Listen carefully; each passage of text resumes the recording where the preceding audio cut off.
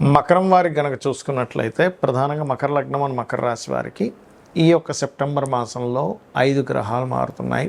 చంద్రుడు ప్రతి 2.5 రోజులకు మారుతున్నప్పటికీ మిగతా గ్రహాలైనటువంటి రవి అష్టమంలో ప్రస్తుతం ఉన్నటువంటి రవి భాగ్యభావంలోకి మారుతాడు 17వ తేదీ నుంచి. అష్టమంలో ఉండే బుధుడు కూడా 7వ తేదీ నుంచి భాగ్యంలోకి మారుతున్నాడు. అదేవిధంగా కేతు అష్టమంలోని సప్తమంలో మౌఢ్యమిపోయినటువంటి గురువు ఉచ్చస్థానంలో ఉండే గురువు 6లో ఉండే కుజుడు 19వ తేదీకి 7వ స్థానంలోకి మారడము, 2లో రాహు, 3లో వక్రించిన శని, శుక్రుడు దశమంలోకి వస్తున్నాడు. పర్టికులర్గా ఇంతకాలం మీకు భాగ్యంలో నీచలో ఉండేటువంటి శుక్రుడు దశమంలోకి వస్తున్నాడు. ఇక ఈ యొక్క గ్రహస్థితిని అనుసరించి మీకు ఎలా ఉండబోతుంది డేట్స్ వైజ్గా ఏ డేట్స్లో ఎటువంటి జాగ్రత్తలు తీసుకోవాలనేటువంటి అంశాలు చెప్తుంది నేనైనప్పటికీ చెప్పిస్తుంది సాక్షాత్ లలిత అమ్మవారిగా భావిస్తూ ఆ లలితాంబిక అమ్మవారి యొక్క అనుగ్రహం మీకు పరిపూర్ణంగా కలగాలని మనస్ఫూర్తిగా కోరుకుంటూ, ఇక్కడ మకరం ఎప్పుడైతే మకర లగ్నం అయిందో కొంచెం కష్టపడే స్వభావం ఎక్కువగా ఉంటుంది. అదేవిధంగా కొన్ని షార్ట్ జర్నీస్ ఈ నెలలో వక్రించినందుకు, శని 3లో ఉండి వక్రించినందుకు కొన్ని అగ్రిమెంట్స్ క్యాన్సిల్ చేసుకోవడము, కొంత షార్ట్ జర్నీస్ వెళ్ళడము, కొన్ని షార్ట్ జర్నీస్ కొన్ని క్యాన్సిల్ చేసుకోవడము, ఆన్లైన్ త్రూగా ఏదైనా ఫైనాన్షియల్ గ్రోత్ కోసం ట్రై చేయడం జరుగుతూ ఉంటుంది. అయితే మీకు 6లో కుజుడు ఉన్నాడు చెప్పాలంటే. 6లో కుజుడు ఉన్నందుకు పరాక్రమము, ధైర్యంగా చేయడం ఇలాంటివన్నీ ఉంటాయి. కాకపోతే ఇక్కడ ఏంటంటే 6లో ఉండే కుజుడికి సప్తమ స్థానంలో ఉండే గురువు దగ్గరికి వస్తాడు 19వ తేదీకి. కాబట్టి సప్తమంలో ఉచ్చస్థానంలో గురువు ఉన్నందుకు ఫైనాన్షియల్గా మంచి గ్రోత్ ఉంటుంది, అందులో ఎటువంటి సందేహం లేదు, గుర్తుపెట్టుకోండి. అలాగే మరొక విషయం ఏంటంటే ఇక్కడ ఎప్పుడైతే గురువు ఉంటాడో సప్తమంలోని కుజుడు వచ్చి చేరుతున్నాడో కొంచెం పార్ట్నర్స్తో 19వ తేదీ నుంచి కుజుడు మార్పు వల్ల కొంత గొడవలు ఉంటాయి. అదేవిధంగా అష్టమ రవి పూర్వీకుల ఆస్తుల మూలంగా కొంతవరకు కలిసి వస్తుంది, కొన్ని ఇబ్బందులు కూడా పడతారు. భాగ్యంలో రవి బుధులు ఉన్నందుకు అంటే ఎప్పటి నుంచి ఎప్పటి వరకు సహజంగా భాగ్యంలోకి బుధుడు వస్తున్నాడు, కుజుడు యొక్క దృష్టి ఉంటుంది కాబట్టి కాస్త టీచర్స్తోని, గురువులతోని, తండ్రి వరుస వారితో కొంత గొడవలు ఉంటాయి. కానీ ఎప్పుడైతే మీకు 19వ తేదీ నుంచి 26వ తేదీ వరకు ఉండే కాంబినేషన్ నీట్గా ఉంటుంది, రవి బుధులు కలిసి ఉంటారు. అక్కడ కొంచెం బ్యాంకింగ్ నుంచి కానీ, తండ్రుల నుంచి కానీ, గురువుల నుంచి కానీ వాళ్ళకి మీకు ఉండేటువంటి సత్సంబంధాలు ఏర్పడతాయి. శుక్రుడు దశమంలోకి వస్తున్నందుకు బ్యాంకింగ్ సెక్టార్స్, చిట్ ఫండ్స్, కళారంగాల్లో ఉండేటువంటి వారికి కొత్త అవకాశాలు వస్తాయి ఉద్యోగం విషయంలో. 3వ తేదీ నుంచి శుక్రుడు 10వ స్థానంలో మారుతున్నందుకు.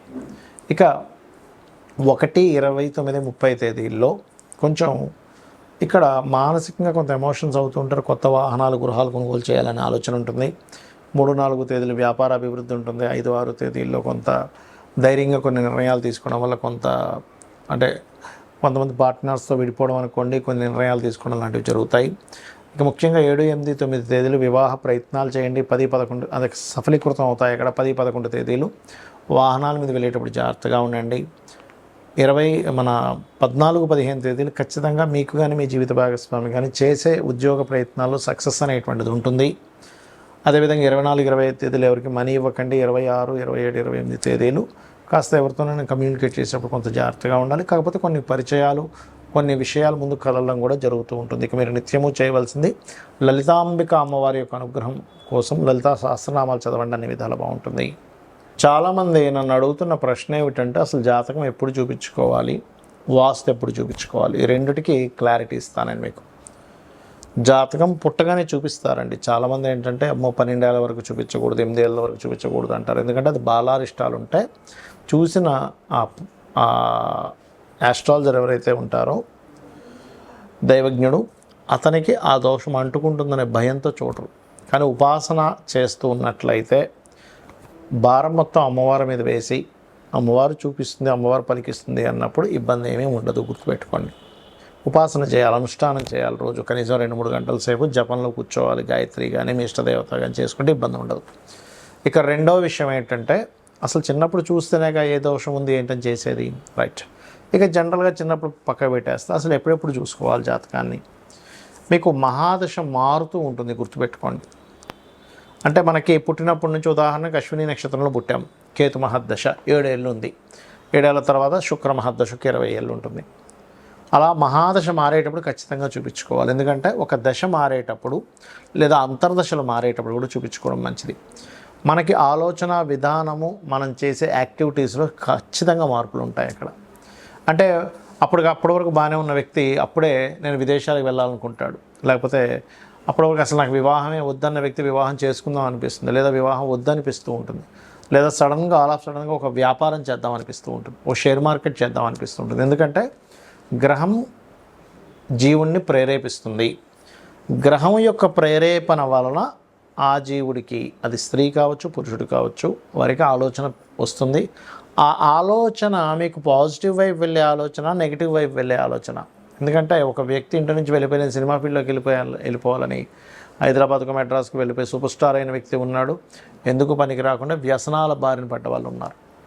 కాబట్టి ఇక్కడ పర్టికులర్గా ఏంటంటే ఈ విషయంలో ఎప్పుడైనా గుర్తుపెట్టుకోండి, గ్రహం మారినందుకు ఎటువంటి రిజల్ట్స్ ఇస్తుంది అనే దాన్ని బట్టి మహాదశ అంతర్దశ అన్నప్పుడు ఒకటి చూపించుకోవాలి. తరచూ యాక్సిడెంట్స్ అవుతున్నాయి, లాసెస్ అవుతున్నాయి, అనారోగ్యం అవుతుంది, లేకపోతే ఎప్పుడు గొడవలు అవుతున్నాయి, ఈ సందర్భాల్లో కూడా మీరు చూపించుకోవచ్చు. లేదా ఉద్యోగం మాటిమాటికి పోతుంది అంటే సిచ్యువేషన్స్, మీ లైఫ్లో సిచ్యువేషన్స్ డిఫరెంట్గా అవుతున్నాయి, దశ మారినట్టు మీకు తెలియదు, అప్పుడు కూడా చూపించుకోవాలి. అదేవిధంగా ఇల్లు మారేటువంటి విషయాల్లో గృహం మారుతున్నాము, గృహం మారేటప్పుడు కూడా మంచి గృహంలోకి వెళ్ళడం చాలా ముఖ్యం. ఎందుకంటే వాస్తు జాతకం ఎలా పనిచేస్తుంది, వాస్తు కూడా అంతే బ్రహ్మాండంగా పనిచేస్తుంది, గుర్తుపెట్టుకోండి. కాబట్టి ఇల్లు మీకు ఏ డైరెక్షన్ పనిచేస్తుంది, ఆ ఇల్లు యొక్క పదం ఎలా ఉంది, ఇల్లు కనుక బాగుంటే మీ లైఫ్ చాలా మటుకు సెట్ అవుతుంది. ఇది చాలా చాలా ట్రూ. ఇది నేను కొన్ని సంవత్సరాల పరిశోధనలో చెప్తున్నటువంటి అంశం, కొన్ని వందల వేల ఇల్లులు చూసిన తర్వాత. ఎందుకంటే మనం శాస్త్రాలన్నీ కూడా మనం భయపడడానికో కదా, మనం జీవితాన్ని హ్యాపీగా ఉండడం కోసం. ఇక రెండవ విషయం ఏంటంటే, ఇక్కడ సొంత ఇల్లు కట్టుకునేటప్పుడు కట్టుకున్న సమయం నుంచే చక్కటి ప్లానింగ్, అంటే వాస్తుపరంగా పరిపూర్ణంగా ఉండే ప్లానింగు, అందులో పర్ఫెక్ట్గా డోర్ పదం ఎక్కడ పెట్టాలి, ఎక్కడ వాష్రూమ్స్ ఉండాలి, ఎక్కడ ఎటువంటి యాక్టివిటీస్ చేయాలి, ఇంట్లో ఎటువంటి రంగులు వేసుకోవాలి, అన్నీ కూడా వస్తాయి వాస్తు ప్లానింగ్లో. ఆ రకంగా మీరు ప్లానింగ్ చేసుకుంటే ఇంకా బాగుంటుంది. ఆ రకంగా ప్లాన్స్ కూడా ఇవ్వడం జరుగుతూ ఉంటుంది. అయితే ఇక్కడ ఇల్లు అద్దిల్లు అయినప్పుడు ఎలాగా అని సందేహం కలుగుతుంది చాలామందికి. అద్దింట్లో కూడా ఎటువంటి మార్పులు చేయకుండా, అంటే ఏదో పగలగొట్టకుండా తీసేయకుండా కూడా చేయవచ్చు, గుర్తుపెట్టుకోండి. అద్దె ఇంట్లో కూడా అంటే వాస్తు అంటే ఎంతసేపు దీన్ని మొత్తం కూల్చేయాలంటే మనము అద్దెంట్లో ఎక్కడ కుదురుతుంది అనుకుంటూ ఉంటారు. కానీ అద్దెంట్లో కూడా రంగుల ద్వారానో, వస్తువులు పెట్టుకునే అమరికలో తేడా ఉండడం వల్ల చిన్న ఇప్పుడు బ్లాకర్స్ అంటూ ఉంటారు, లేకపోతే చిన్న మెటల్స్తో కొన్ని రెమెడీస్ చేస్తాం వాష్రూమ్ ఉండకూడని ప్రదేశంలో ఉన్నప్పుడు. ఆ రకంగా కూడా మీరు చేసుకోవచ్చు. అయితే ఇవన్నీ నాకు తెలియవండి, నాకు జాతకం లేదు. సరే వాస్తు అంటే మనం వాస్తు చూస్తాం, జాతకం లేదు, అప్పుడు ఏం చేయాలి? నిత్యము దీపారాధన అలవాటు చేసుకోండి, ఉదయం సాయంత్రం. నిత్యము మీ ఇంటి దగ్గర లేదని ఆలయం ఉన్నట్లయితే వెళ్ళండి. మీకు జాతకంలో ఎటువంటి మహాదశ నడుస్తున్నా, ఎటువంటి అంతర్దశ నడుస్తున్నా ఖచ్చితంగా బాగుంటుంది. హ్యాపీగా అయితే ఉంటారు. కోట్లు సంపాదించకపోయినా ప్రశాంతంగా ఉంటారు, ఆనందంగా ఉంటారు. ఎందుకంటే ఎన్ని కోట్లు సంపాదించినా కూడా ఆనందం లేకపోతే వేస్ట్. కాంతారా మూవీ చూశారుగా, కాంతారా మూవీలో ఏంటి, ఆనందం కోసం రాజు బయలుదేరుతాడు. ఒక రాయిని చూసినప్పుడు ఆ ఆనందం కలుగుతుంది.